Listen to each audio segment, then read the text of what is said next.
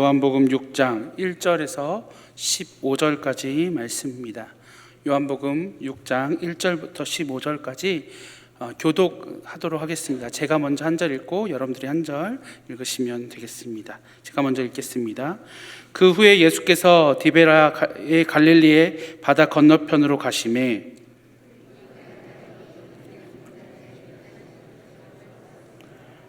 예수께서 산에 오르사 제자들과 함께 거기 앉으시니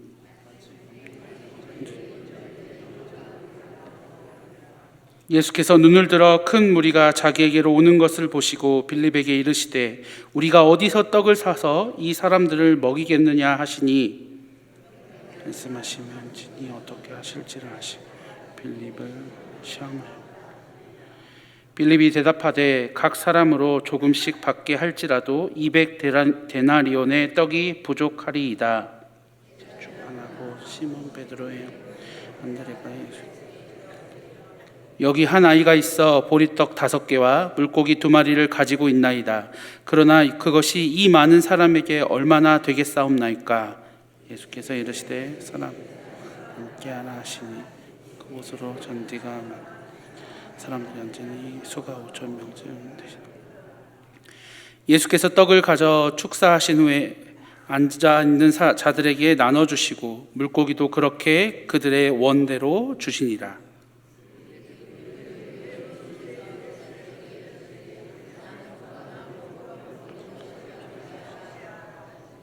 이에 거두니 보리떡 5개로 먹고 남은 조각이 12바구니에 찼더라. 이는 참으로 세상에 오실. 다 함께 읽겠습니다. 그러므로 예수께서 그들이 와서 자기를 억지로 붙들어 임금으로 삼으려는 줄 아시고 다시 혼자 산으로 떠나가시니라. 아멘. 이전에 제가 사역했던 어느 교회에서요, 한 권사님께서 저에게 여쭤보셨던 질문이 있었습니다. 목사님, 사순절은 뭐고 오순절은 뭔가요? 교회 생활을 굉장히 오래 하셨던 권사님이신데 교회 영어가 너무도 익숙하고 우리가 너무도 잘 아는 것이지만 정확한 의미를 모른 채 오랜 생활 교회 생활을 하시다 보니까 누구에게도 여쭤보지 못하고 저에게 여쭤보셨습니다. 여기 계신 분들이라면 오순절, 사순절 다들 알고 계시겠죠? 네, 혹시나 그 권사님처럼 모르신 분이 계실 수 있기 때문에 짤막하게 설명을 드리자면요, 오순절은 5오, 열흘순, 절기절입니다. 부활절을 기준으로 해서 50일 후에 지키는 절기이고요, 이스라엘 절기이고 77절하고 같은 절기, 즉 맥추절하고도 또한 같은 절기입니다. 이때가 초대교회, 즉 지금 오늘날의 신약교회가 성령 강림주일로 생겨난 날입니다. 그래서 오순절은 77절이기도 하고요, 맥추절이기도 하고요, 성령 강림주일이기도 합니다. 그러면 사순절은 뭐냐? 사순절은요, 넉사의 열흘순 절기절입니다. 부활절을 앞두고 40일 동안 예수님의 십자가와 고난을 묵상하며 경건하게 지내는 절기가 바로 사순절입니다. 우리 교단은 공식적으로 사순절을 지키지는 않습니다. 왜냐하면 내가 사순절 동안 이렇게 예수님의 십자가와 사랑을 묵상하는데 당신은 뭐 하세요? 하면서 공로주의로 흘러갈 수 있기 때문에 우리 교단에서는 사순절을 공식적으로 지키지는 않습니다. 그냥 사순절이 있구나, 예수님의 십자가와 고난을 묵상하는 기간이구나 라고 생각하시며 지나면 되겠습니다. 오늘 본문 말씀은 우리가 너무도 잘 알고 있는 오병이어 기적입니다. 아무도 이 자리에 앉아 계신 분들이라면 이 사건을 모르시는 분들은 아무도 안 계실 거라 생각됩니다. 요한복음에 나오는 7가지 기적 중에서 4번째 기적이고요, 보리떡 5개와 물고기 2마리로 장정만 5,000명을 먹이셨던 사건입니다. 여자와 어린아이를 포함한다면 아마 2만 명은 육박했었던 그런 사람들이었겠죠. 만약에 그 사건이 지금 현재 이 자리에서 일어난다면 난리가 날 것입니다. 서로 먹겠다고 난리가 나겠죠. 이 오병이어 사건이 도대체 어떤 이야기를 오늘 본문 말씀에서는 하고 있는 것일까요? 그냥 예수님께서 많은 사람들에게 뭔가를 먹이셨다 이렇게 생각하실 수 있겠지만요, 예수님은 단순하게 겨우 간신히 그 사람들을 먹이셨던 것이 아닙니다. 배불리 먹고 남을 정도였고요, 그것이 12바구니가 됐다라고 이야기를 합니다. 먹을 것이 전혀 없는 현장에서, 아예 없는 현장에서 완전히 그 모든 걱정을 해결해 주셨던 사건이죠. 네, 여기까지만 놓고 보면 예수님의 커다란 능력에 대해서, 위대한 능력에 대해서, 크신 능력에 대해서 이야기를 하고 있는 것 같습니다. 그분을 따라다니기만 한다면 우리가 굶어 죽을 일이 없는 것처럼 이야기를 하고 있는 것 같습니다. 그런데요, 놀랍게도 요한복음 말씀에서는 다른 복음서와는 다르게 기적보다는 그 기적의 뒷이야기에 대해서 훨씬 더 집중하고 있습니다. 우리가 오늘 본문 말씀 좀 길었지만요, 오병이어 기적이 1절부터 15절까지에서 기록되어 있습니다. 그런데 이 오병이어의 뒷이야기는 22절부터 71절까지 계속해서 진행됩니다. 즉 분량적인 것을 보게 되면 절대적으로 오병이어의 뒷이야기가, 예수님께서 오병이어 기적을 왜 행하셨는지에 대해서 요한복음은 훨씬 더 많은 것을 이야기하고 있다라는 뜻입니다. 정해진 시간 동안 요한복음 말씀을 중심으로 해서 예수님께서 왜 이 기적을 행하셨는지, 그리고 그 기적을 통해서 도대체 사람들에게 무엇을 이야기하고 싶으셨는지, 그것이 우리에게 어떠한 의미가 있는지 함께 생각해 보면서 말씀을 통해서 은혜 받고 도전받는 이 시간이 되기를 소망합니다. 오병이어 기적, 너무도 충격적인 사건입니다. 장정만 5,000명, 여자와 어린아이를 포함하면 아마도 2만 명이 됐을 그 어마어마한 인파들을 배불리 먹이실 정도가 아니라 12바구니가 남게끔 기적을 행하셨던 그 사건. 근데 그 기적의 재료는 단순히 아주 작게 보리떡 5개와 물고기 2마리밖에 되지 않습니다. 그것이 이해가 되지 않기 때문에 사람들은 이 오병이어 사건을 어떻게든 이해하려고 하는 시도들이 있습니다. 예를 들어 보면요, 9절 말씀에 아이의 도시락이 나옵니다. 한 아이가 보리떡 5개와 물고기 2마리가 있어요. 그것을 이제 안드레가 가져오다 보니까 이게 이제 사람들이 그걸 가지고 마음의 감동을 먹은 거예요. 그래서 아이가 저렇게 예수님 앞에 헌신을 했는데 우리도 가지고 있는 것 다 가지고 와서 예수님께 드리자. 이렇게 해서 십시일반으로 하나씩 다 모아서 오병이어 기적이 완성됐다라고 이야기를 하는 사람들이 가끔 있습니다. 이 이야기의 맹점은, 논리적인 허점이 무엇이냐면요, 먹을 것이 있는데 왜 굶고 있어요? 왜 배불리 먹고, 그들이 가진 것이 있었는데 왜 배불리 먹고 12바구니가 남아요? 그리고 더 놀라운 것은요, 기적 이후의 반응입니다.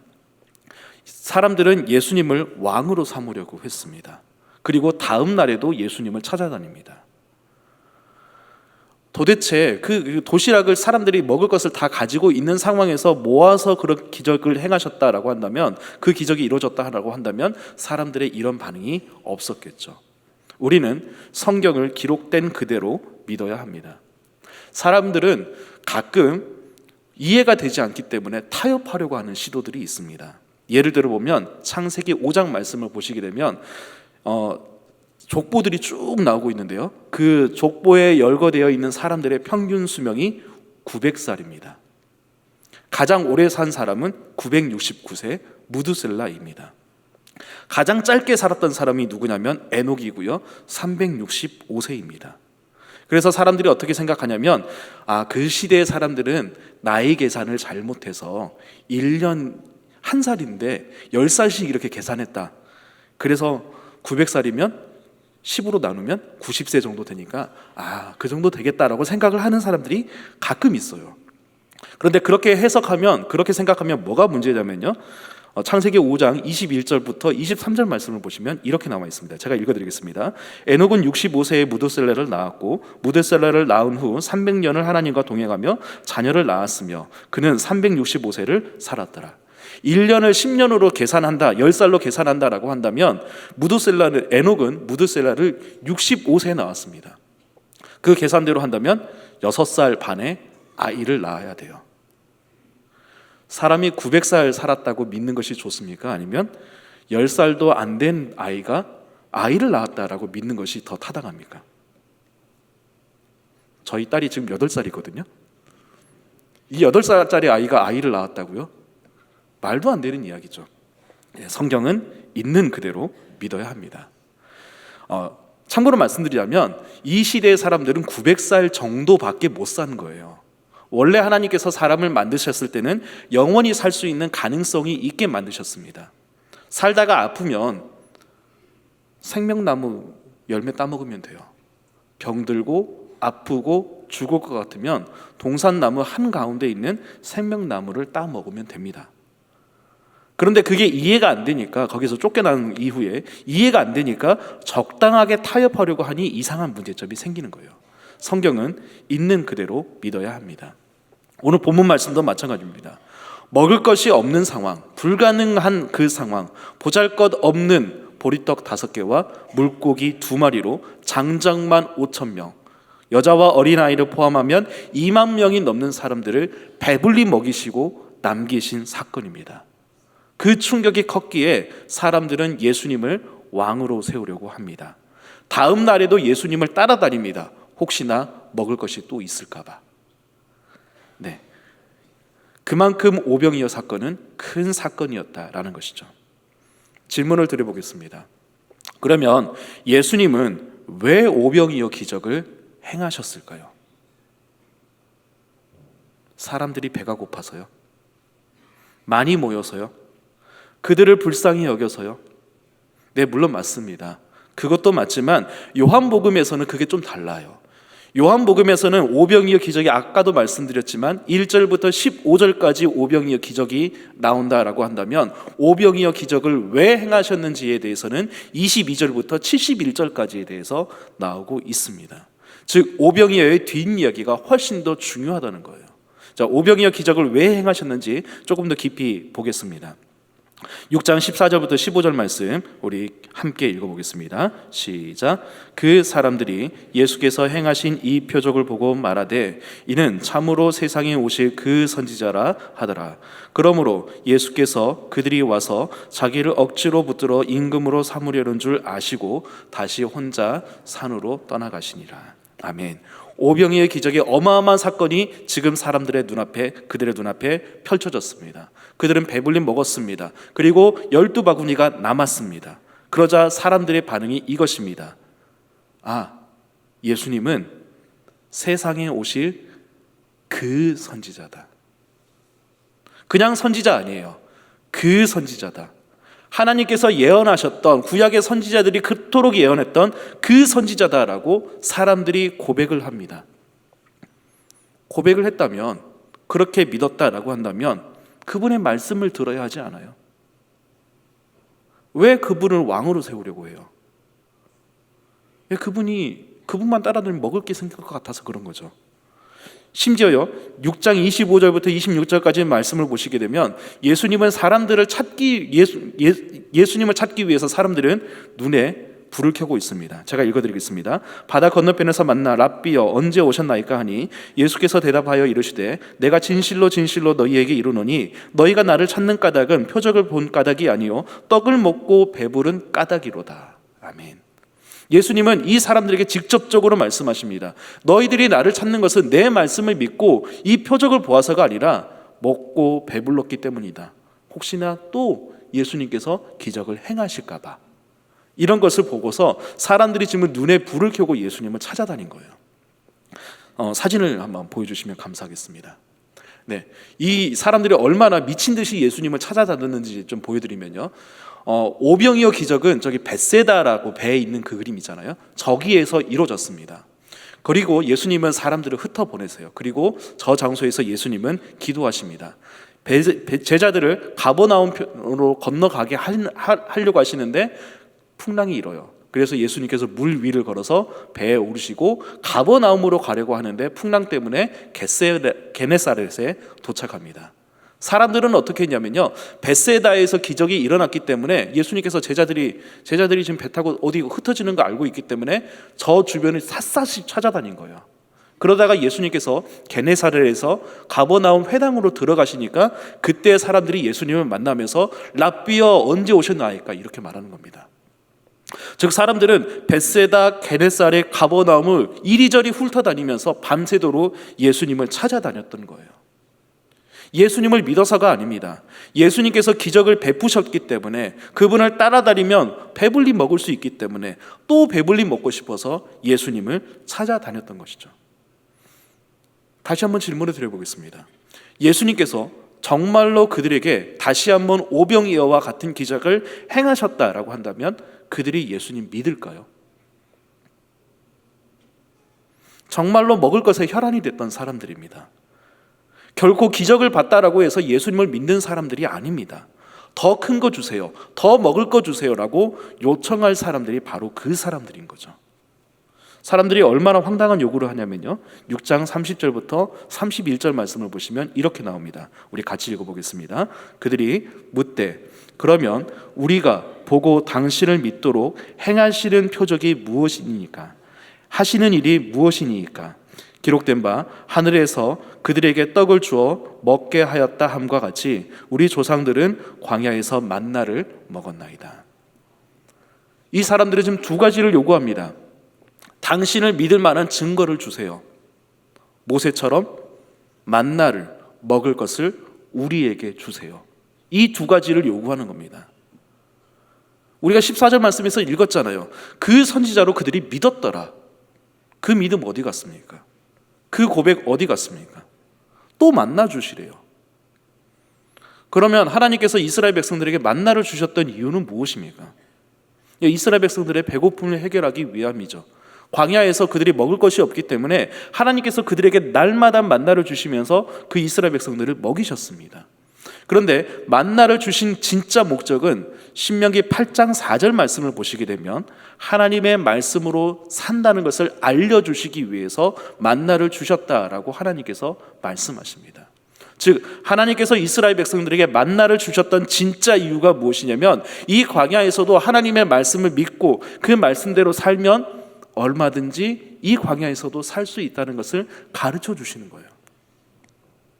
그런데 이스라엘 백성들은, 지금 예수님 앞에 서 있는 이 사람들은 그 만나의 의미를 모르고 모세처럼 당신도 우리에게 날마다 만나를 주세요, 이런 이야기를 하고 있는 것입니다. 이들을 향해서 예수님은 이렇게 말씀하십니다. 요한복음 6장 48절 51절 말씀인데요, 우리 천천히 같이 읽어보겠습니다. 시작. 내가 곧 생명의 떡이니라. 너희 조상들은 광야에서 만나를 먹었어도 죽었거니와 이는 하늘에서 내려오는 떡이니 사람으로 하여금 먹고 죽지 아니하게 하는 것이니라. 나는 하늘에서 내려온 살아있는 떡이니 사람이 이 떡을 먹으면 영생하리라. 내가 줄 떡은 곧 세상의 생명을 위한 내 살이니라 하시니라. 아멘. 예수님은 말씀하십니다. 나는 만나보다 위대한 생명의 떡이다. 만나를 먹었던 사람들은 다 죽었다. 그러나 내가 주는 만나를 먹는 사람은 영원히 살 것이다. 너희를 위하여 주는 내 떡은 내 살이다 라고 말씀하십니다. 이해가 되십니까? 사람들은 지금 혼란스러워합니다. 또 먹고 싶어서, 또 배불리 먹고 싶어서 예수님을 찾아다녔고 예수님 앞에 모여들었습니다. 그들에게 예수님께서는 말씀하십니다. 내 살을 먹고 내 피를 마셔라. 그러면 영원히 살게 될 것이다. 떠나는 사람들이 많습니다. 다시 하지 않는 사람들이 많습니다. 너무도 이해하기 어렵기 때문에 그렇습니다. 자신을 먹어라, 이 말씀이 이해가 되지 않아서 사람들은 예수님을 떠납니다. 심지어는 제자들까지도 떠납니다. 이해가 되시나요? 예수님은 이제는 제자들에게 묻습니다. 68절 69절 말씀입니다. 제가 읽어드리겠습니다. 시몬 베드로가 대답하였되 주여, 영생의 말씀이 주께 있사오니 우리가 누구에게로 가오리까? 우리가 주는 하나님의 거룩하신 자인 줄 믿고 알아옵사옵나이다. 아멘. 67절 말씀을 보시게 되면 예수님께서 제자들에게 묻습니다. 사람들이 거의 다 떠나고 있는 그 상황에서 예수님께서 묻고 계십니다. 너희들도 가려느냐? 시몬 베드로가 대답합니다. 주여, 영생의 말씀이 주께 있는데 우리가 어디로 가겠습니까? 당신은 하나님의 거룩한 자인 줄 우리가 믿고 알아옵사옵나이다 라고 고백합니다. 주님, 영생의 말씀이 여기 있는데 우리가 어디로 가겠습니까? 라고 고백하는 것이죠. 지금 예수님께서 말씀하시는 이 장면에서 두 부류의 극명한 사람들이 보입니다. 이해하지 못해서 떠나는 사람들이 있습니다. 그들은 먹을 것에만 관심이 있었습니다. 진리의 말씀이 선포되자, 깊은 하나님의 말씀이 선포가 되자 이해되지 못하고 떠나버립니다. 그들은 오직 제사보다는 속담으로 이 이야기가 있잖아요. 제사보다는 제밥에만 관심이 있었던 그 사람들이죠. 제자들은 어떻습니까? 제자 중에서도 떠나는 사람들이 있었습니다. 이제는 12를 향해서 예수님께서 묻고 계십니다. 너희들도 떠나느냐? 예수님의 말씀을 이해하고 그들은 남습니다. 물론 이후의 기사를 보게 되면 그들이 온전하게 예수님을 믿었다, 온전하다라고 말할 수는 없어요.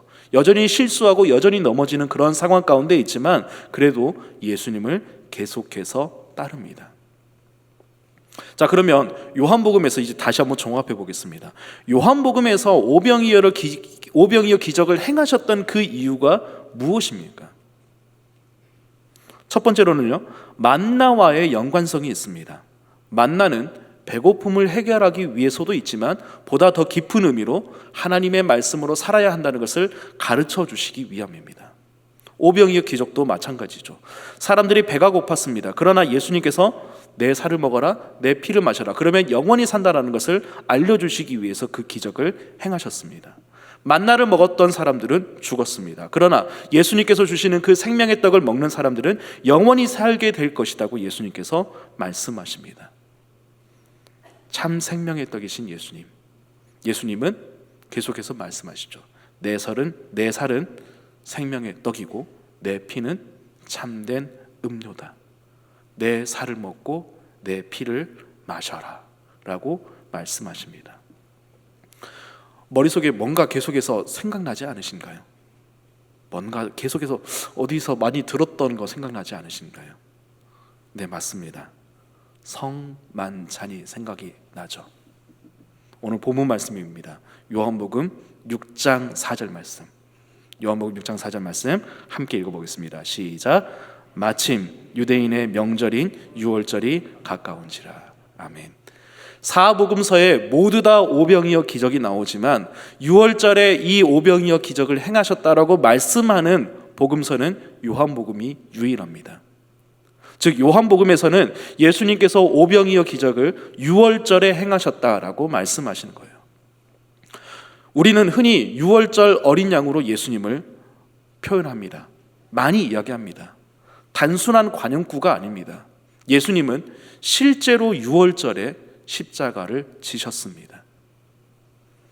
유월절에 예수님은 십자가에서 우리에게 생명을 주셨습니다. 그분의 살이 찢기고 그분의 피가 쏟아지면서 참 생명의 떡과 참 음료를 피를 쏟으시면서 우리에게 영생을 주셨습니다. 내 살을 먹고 내 피를 마셔라 라는 그 말씀을 십자가에서 실제로 실현하시면서 우리에게 영생을 주셨습니다. 단순하게 내 살을 먹어라, 내 피를 마셔라, 이 의미는 정말 예수님의 살을 뜯어먹고 피를 마시는 그 의미가 아니라 예수님을 믿어라 라는 그런 의미죠. 오병이어 기적을 통해서 예수님은 이것을 희미하게 보여주고 계십니다. 그러나 사람들은 오직 먹을 거에만 관심을 가지고 있었습니다. 하지만 예수님은 어떻게 자신이 모든 사람들에게 생명을 주실 것인지, 영원한 생명을 주실 것인지 오병이어 기적을 통하여서 보여주고 계십니다. 아주 희미하지만 우리는 이 오병이어 기적을 통하여서 십자가를 생각해 볼 수 있습니다. 요한복음만의 특징입니다. 오늘 말씀을 전하기 전에 딱 뒤에 서 있는데요, 마침 사순절 기간 우리가 교단에서 지키지는 않지만 꽃꽂이를 보니까 뭐가 생각이 납니다. 혼자서 울컥했습니다. 어떻게 말씀을 이렇게 맞춰주셨나라는 생각이 들었습니다. 사순절을 지키자는 의미가 아닙니다. 우리 교단에서 사순절을 공식적으로 지키지는 않습니다. 사실 그렇기 때문에 우리가 사순절 지키자 그런 의미로 말씀을 드리는 것이 아닙니다. 또는 우리 학생들은, 젊은 사람들은 고난주간이 되면 미디어 금식도 합니다. 미디어 금식도 하자는 의미도 아닙니다. 반대로요. 그런데 아무 의미 없이 보내는 경우도 참 많습니다. 고난주간, 부활주일이 매년 반복되다 보니까 그 의미가 우리에게 깊이 다가오지 않는 경우가 많습니다.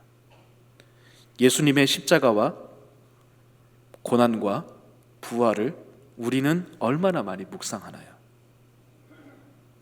성만찬, 학습 세례 교육, 우리가 다 봤습니다. 그런데 그 의미를 생각하지 않고 나에게 생명과 사랑과 은혜와 구원을 주신 그 예수님, 어떻게 그 생명과 사랑과 은혜를 주셨는지 깊이 생각하지 않고 다른 것에만 관심을 가질 때가 우리가 참 많다는 거죠. 매년 반복되냐 보니까 아무런 의미 없이 우리가 그것을 지킬 때가 많습니다. 예수님은요, 그러나 그 상황 가운데서도 묵묵히 참으시고 십자가의 길로 가셨습니다.